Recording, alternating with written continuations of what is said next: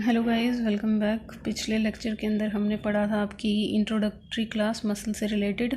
Muscles क्या होती हैं, कंपोजिशन क्या होती है उनकी, और क्या क्या स्ट्रक्चर देखने को मिलती है। आपकी लार्ज लॉन्ग इन मसल्स के बारे में हमने पढ़ा था और उसकी टाइप भी पढ़ी थी। आज हम जिस मसल को डिटेल में पढ़ेंगे वो आपकी स्केलेटल मसल। ठीक है, स्केलेटल मसल्स आपकी क्या होती हैं और उसके अदर नेम क्या होते हैं वो आपने कल पढ़ लिए थे। देखिए अब इनकी इंट्रोडक्शन स्केलेटल मसल की। They are attached to bone. ठीक है, ये मसल्स क्या होती हैं, बोन के साथ अटैच होती हैं। किसकी हेल्प से अटैच होती हैं? With the help of tendon and help in movement.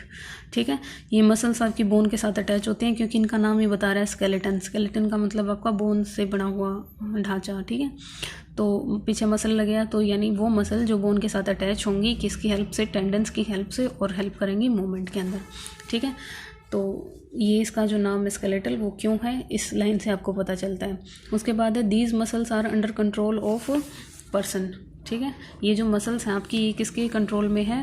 हमारे खुद के कंट्रोल में है, इसलिए इनको क्या बोला आपका? वॉलेंट्री मसल, इसलिए इनको बोला है। ठीक है, these muscles are the under control of human being और person, that's why they are called voluntary muscles. उसके बाद है अंडर द माइक्रोस्कोप। अगर आप माइक्रोस्कोप के नीचे इस मसल को देखोगे तो जो ये स्केलेटल मसल्स हैं ये क्या दिखाएंगे आपको? स्ट्रिप्स दिखाएंगी। ठीक है, so they are also called the striated और स्ट्रिप्ड मसल, इसीलिए इनको स्ट्रेटेड और स्ट्रिप्ड मसल बोला गया है। तो ये नाम इस वजह से आया है। माइक्रोस्कोप के नीचे देखोगे तो जितने भी इसके अदर नेम्स थे उनका रीज़न आपको यहाँ बता दिया गया है कि क्यों इनको बोला गया है। ठीक है, नेक्स्ट है they are responsible for locomotory action, यानी आपकी मूवमेंट में हेल्प करवाएंगी। एक जगह से दूसरी जगह अगर आपको जाना है तो लोकोमोशन में ये हेल्प करवाएंगी।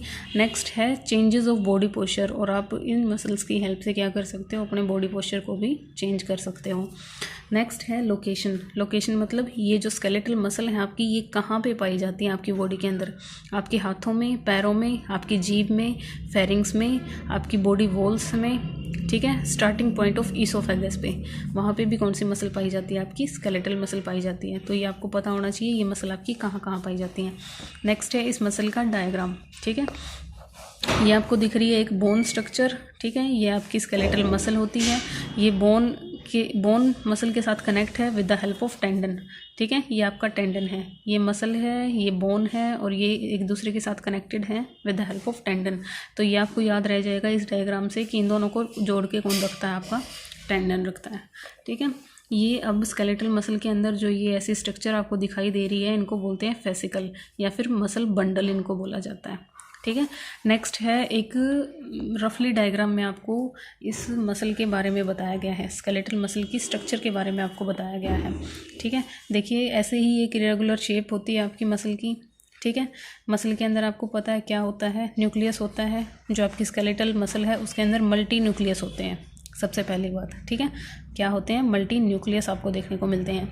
और मैंने बताया था आपको ग्लाइकोजन स्टोर करके रखती है ग्लूकोज की फॉर्म में। ठीक है, अब मसल काम करती है, हम मसल्स की हेल्प मतलब सारा दिन मसल से ही काम लेते हैं, तो इनको एनर्जी चाहिए, तो उसके लिए क्या होंगे? इनके पास माइटोकॉन्ड्रियाज भी होंगे।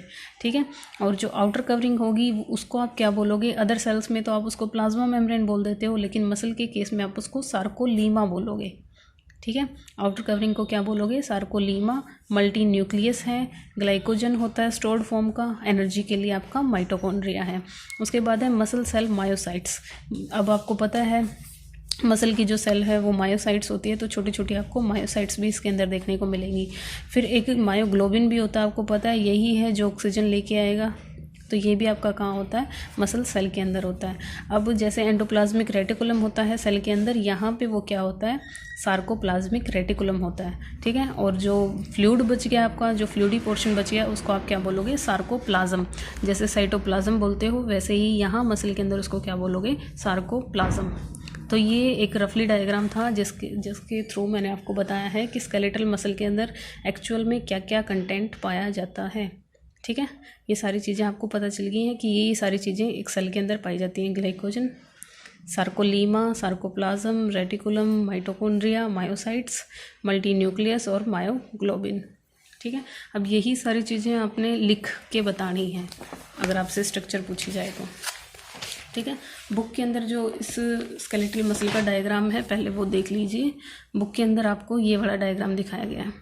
ठीक है, बंडल्स दिखाए गए हैं, ये जो है आपके ये फेसिकल्स हैं, मसल बंडल आप इनको बोल सकते हो, और न्यूक्लियस आपको दिखाए गए हैं, ठीक है। मल्टी न्यूक्लियस होते हैं आपकी स्केलेटल मसल के अंदर। स्ट्रक्चर के अंदर जो आपने लिखना है मसल की, वो क्या लिखना है कि जो स्केलेटल मसल है वो आपकी बनी होती है फेसिकल से, जिनको आप मसल बंडल बोलते हो, ठीक है। फंक्शनल यूनिट है जो स्केलेटल मसल की, वो क्या होती है, फाइबर्स होते हैं, जो किससे बने होते हैं, मायोब्लास्ट से बने होते हैं। मायोब्लास्ट क्या है, इमेच्योर जो मसल सेल है उसको बोलते हो। तो जैसे आपसे पूछा जाता है ना हमारी बेसिक यूनिट क्या है लाइफ की, तो वो सेल है, वैसे ही मसल की फंक्शनल यूनिट क्या है, आपकी फाइबर्स हैं। उसके बाद है each skeletal muscle made up of a number of muscle bundle, ठीक है। हर स्केलेटल मसल बहुत सारे नंबर ऑफ मसल बंडल से बनी होती है, और वो बंडल आपकी किससे बने हुए हैं, मसल फाइबर से बने हुए होते हैं, ठीक है। अब आपने स्ट्रक्चर पढ़नी है मसल फाइबर की। अब जो ये फाइबर है उसके अंदर क्या क्या चीज़ें होती हैं, जो हम अभी डायग्राम में पढ़ के आए हैं वही सारी चीज़ें हैं यहाँ पे। सबसे पहले क्या होगी, एक सेल मेम्ब्रेन होगी। मसल की सेल मेम्ब्रेन को आप क्या बोलोगे, सार्कोलीमा, ठीक है। मसल का ये जो साइटोप्लाज्म है सेल का, उसको आप क्या बोलोगे, सार्कोप्लाज्म बोलोगे, जिसके अंदर क्या होगा, फ्लूइड होगा, आपको पता है, ठीक है। और थर्ड क्या है, न्यूक्लियस। स्केलेटल मसल के पास आपने अभी डायग्राम में देख के हुए आप मल्टीपल न्यूक्लियस होते हैं, ठीक है।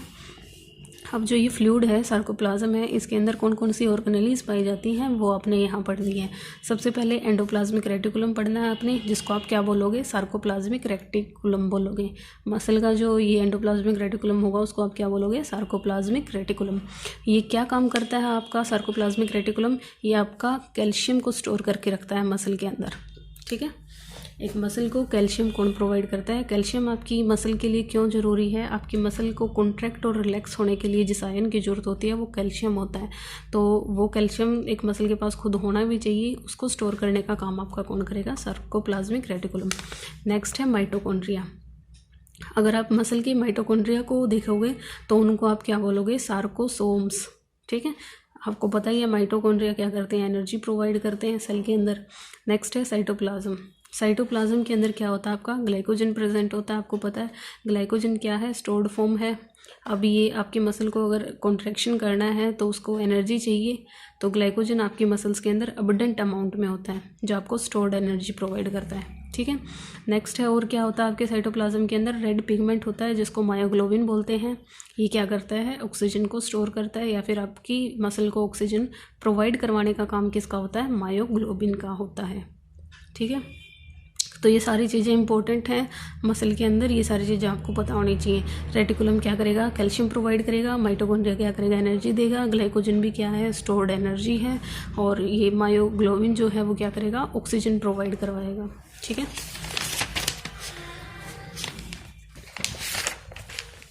नेक्स्ट इसके अंदर क्या है, आपकी मसल बंडल बना रखा है एक, जिसके अंदर आपको डार्क और लाइट बैंड्स दिखाए गए हैं, ठीक है।